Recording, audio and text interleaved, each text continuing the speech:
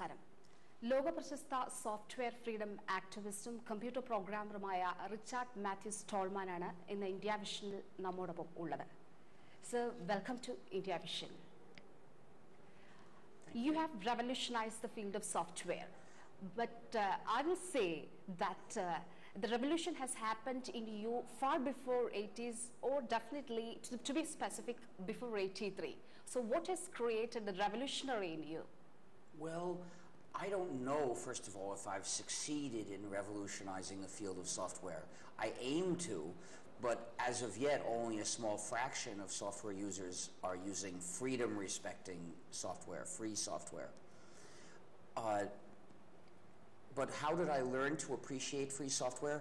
By living in a free software community in the 1970s when I worked at MIT in the Artificial Intelligence Lab.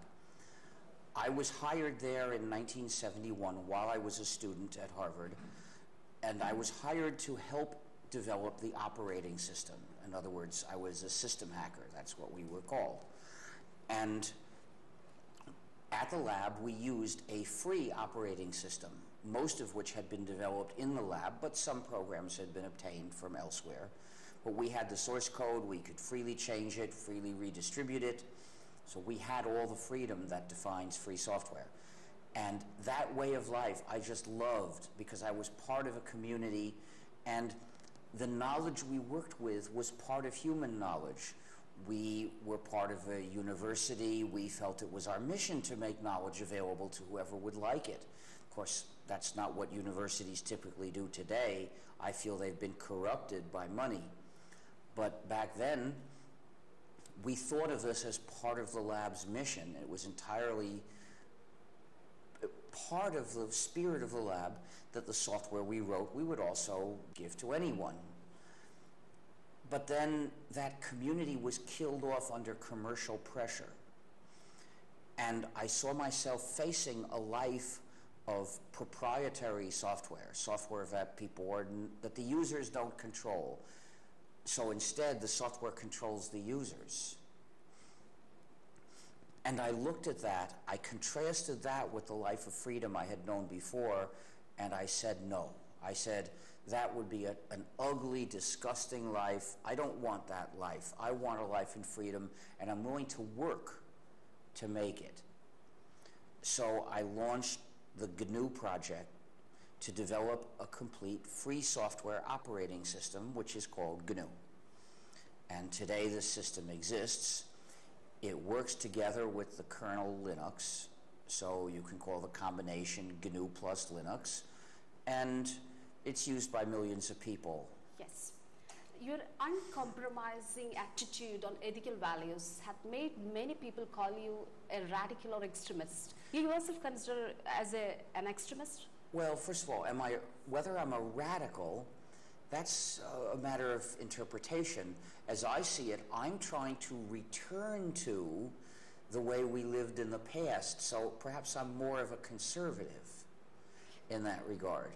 And as for extremist, well, extremist, literally speaking, just means if you look at the spectrum of views that people have, are you at the edge? And actually, we're not. There are people I know who consider my views not sufficiently strong because I don't want to totally abolish copyright, and there are people who do. So, no, I'm actually not an extremist. But whether one is an extremist really only is more of a comment on what views other people have. You just now told me that you want to be a part of the past, or you are a little bit conservative, but you believe in technology too. Right. Well, you see, the past for me was the 1970s when we had free software and we were free to do what we wished with it. So I'm trying to return to that particular aspect of the past, which doesn't mean I'm against technological progress as such. But remember, whether something is progress or the opposite, that's something we have to judge. Just because something is a technical advance doesn't mean it makes our life better. It can make our life better, it can make our life worse. There are a lot of advances nowadays in surveillance and control of people. And India is trying to apply them in an extremely dangerous way, imposing a national ID number on everyone and taking everybody's fingerprints too. And this is tyranny. Why? People should resist government power because government is very dangerous. When government has too much power, it becomes dangerous. So people must keep the government firmly in check. The government's power has to be firmly limited by the people so it can't do harm. And the harm it does is typically in the name of protecting people. Yeah, they're saying for the security reasons they have to do that. But they don't have to, and the cure is worse than the disease. When you look at the danger to civilians in India, where's the biggest source of danger? It's the Indian government. The government talk about terrorism, anti-government activity. Well, sure, there are people who are against the government after all the oppression that's been done in the tribal areas and in Kashmir. You're going to have anti-government activity. In Kashmir, the activity is peaceful protest, and the civilians still get killed. So that's where the main danger is, and it's the same in the U.S. In the U.S., we had terrorist attacks in 2001. We don't know who was responsible. There's a theory that Al-Qaeda, who are Islamists, were responsible. We don't know that. Some other people suggest the U.S. government was a participant in those attacks, but there's no way to tell without a real investigation, and there has never been one. So I want a real investigation of how those attacks happened and who was really responsible. But in any case, that killed a little less than 3,000 people. And then Bush used that as an excuse to launch a war of aggression in Iraq, in which 4,500 people in the U.S. military were killed. So even if we ignore the 1 million Iraqis that he killed, which is why this war of aggression should put him in prison for the rest of his life, if you just consider danger to Americans, it was the U.S. government that killed more. But it's a much bigger danger, however, cars. Cars killed around 4,000 people in the U.S. in September 2001. Cars repeated every month. Why don't we have a global war on car accidents?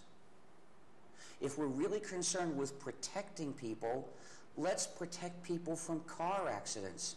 Let's look at the big dangers. But no, instead they pick a danger that's fairly small but gruesome, which is a perfect excuse to increase government power. For instance, surveillance. Bush was famous for increasing surveillance, but India is doing it too. In India, the police can now tap any phone and they don't have to get a court order. So the protection of the judiciary has been stripped from people. This government has too much power to surveil already. So you say that the government, whether in India or in US or China, they are unprotected, and the governments are more dangerous than the terrorists. My question is, what option is left before the people, the common man? Well, I don't know, but what we need to do is organize and demand no more surveillance, less surveillance, no national IDs. Do you find hope in the new leader, Obama? No, and I never did. I didn't vote for him because it was clear to me he was too right-wing. The only good thing I can say about him is he's not quite as right-wing as Bush, and he's not as crazy as Bush, but he's still right-wing. He doesn't support human rights. What about the war going on in Afghanistan? Well, I supported the war in Afghanistan originally, but not for the same reason as Bush. I was simply disgusted with the cruelty of the Taliban, especially their treatment of women. If it had been up to me, I would have smuggled arms to women for them to start a guerrilla army. But it turns out, though, that the corrupt government in Afghanistan doesn't protect women's rights much, and because it's so corrupt, nobody is loyal to it unless he's bought. And in this respect, it resembles South Vietnam in the 1960s, where the government was totally corrupt, so corrupt it couldn't actually fight because the corruption reached into the army. whenever a government is that corrupt, it's going to corrupt everything that has to do with the government, including the army and the police.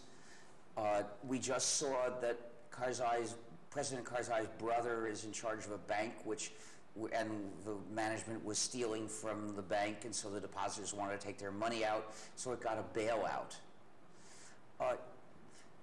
Those people are so corrupt, they can't possibly win. I wish I could see a government in Afghanistan that defended human rights and was honest and could win the loyalty of someone.